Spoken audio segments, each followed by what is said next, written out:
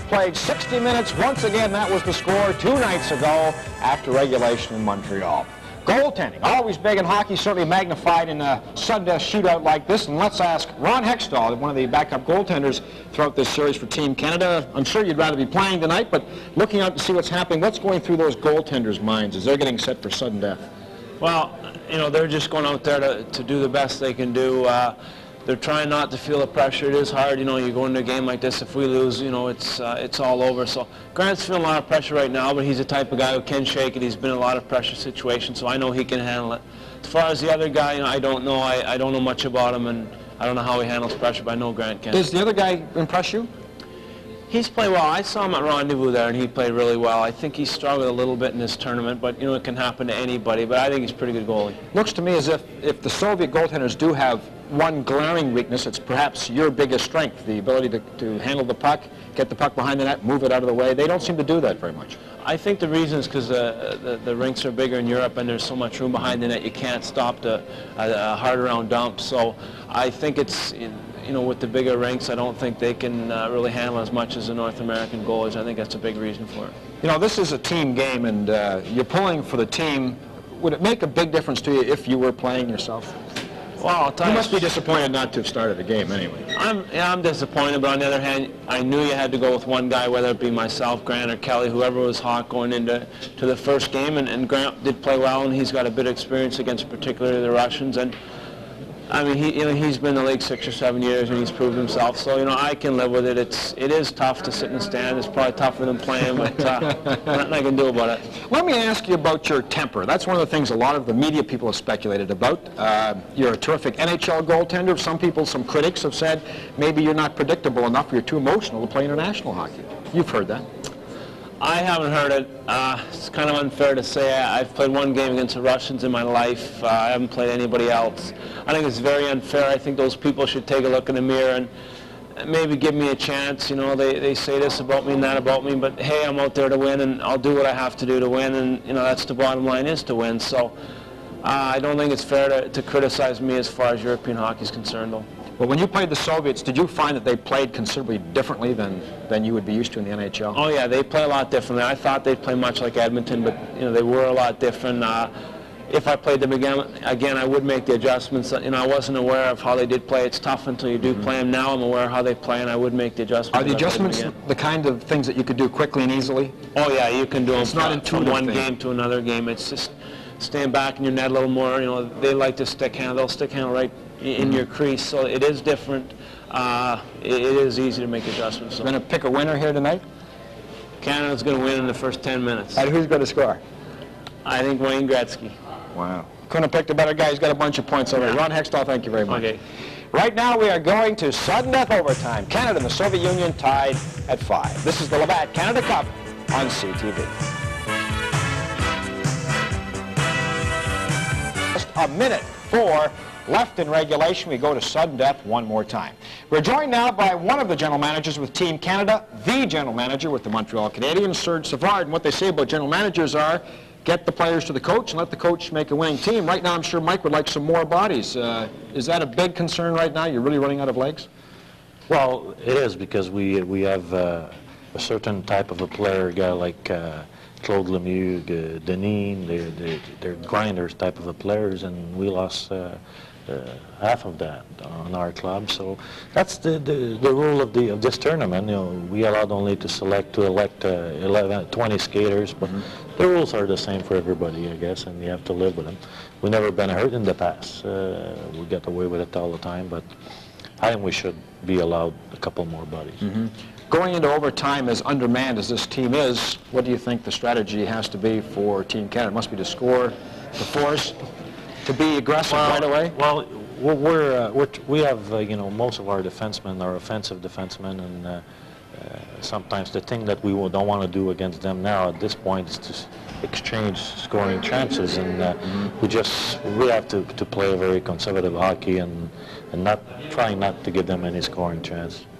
You were part of the think tank that brought Normand Rochefort onto this team. A lot of people are saying, what is this guy? He's not a superstar.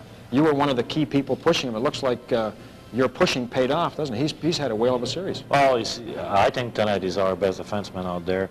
But, you know, again, when you look at our roster on defense, Robinson not being here, Rick Green not being here, most of our defensemen, again, are offensive defensemen. We need a couple defensive defensemen, and just happened that, you know, playing Rochford those 15 times a year, and I know him a little bit more than some guy that see him only 3 times. If you were putting Team Canada together now, knowing what you know now, would you have a couple more defensive-type defensemen on your squad? Well, no, I think we picked the right guy. You know, we used the material that we had available.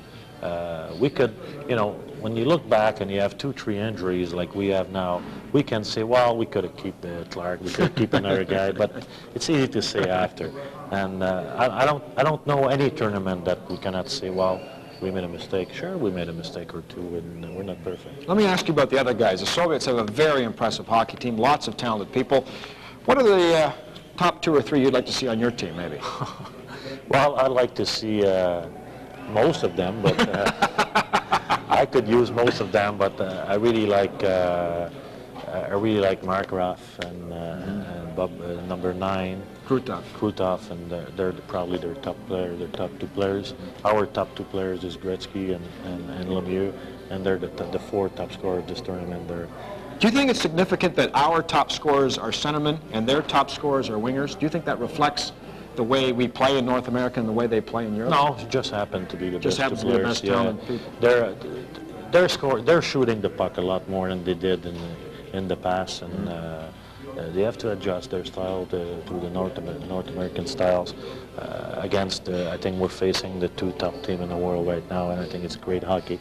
Hopefully, this game's going to go in our favor. We could have won both games, man. We were leading with 2 minutes to go in both games, and we could lose both games. Alexander Seamak ended the game 2 nights ago in the Forum. Who's going to end the game tonight here in Copps Coliseum? Well, anyone as long as they have a red jersey. Serge, thanks very much. Serge Savard, General Manager of the Montreal Canadiens, serving the same function here with Team Canada. This is Labatt Canada Cup on CTV.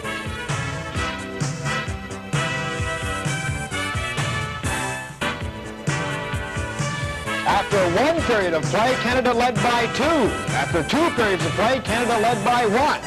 Now after regulation, this game is all tied up once again. 5-5 the scores we had to sudden death, and Brad Park's here to tell us how come the Soviets came back to tie it up in that 3rd period. Well, it's kind of like a stepping stone. We've got to look at what happened as the period progressed. And we're going to start off right now with the first highlight, and we're going to look at the Soviets attacking, what Grant Fuhr has to face. Watch Grant Fuhr make this save, the rebound. Now watch the Soviets shoot the puck, Lomakin, without stopping it. That's how quickly they were attacking the Canadians. Again, they attacked. They were down a goal. Watch this individual play here by Nemchev. Now watch him go. He moves the puck over, and you've got Bekov, goes to his backhand. The individual move that beat the defender, forced people out of position, they get a good shot, and they beat Grant Fuhr. I love the Canadians bounce back on a power play goal. 8 people touch this puck. Coffey doesn't have a shot. Watch him go back to Lemieux. Lemieux, everything is tied up. He goes back out to Ray Bourque. Ray Bourque gives Coffey an immediate one-timer. He gives a shot. Gretzky the rebound over to Lemieux, chips it in. Now that puck moved around in that power play as fast as you're ever going to see a puck move around. That put Canada up 5-4.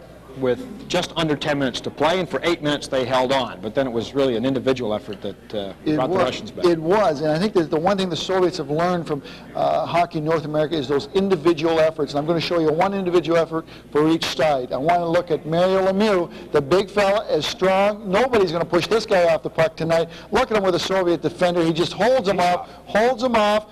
Strong, as strong as you're going to see. He leaves it over for Brian Propp. Brian Propp doesn't get a good position, makes a shot, but the individual effort of Mario Lemieux, and it carries over. The one thing the Soviets have learned from us is individual efforts. Valery Kaminsky moving at top speed, puck gets through, he gets through, falling down, chip shot under Grant Fuhr's arm. We've got a tie ball game, and we're going in to overtime. Here's another angle of the goal, a tight angle. Watch Kaminsky, watch him fly here. He's just moving at top speed.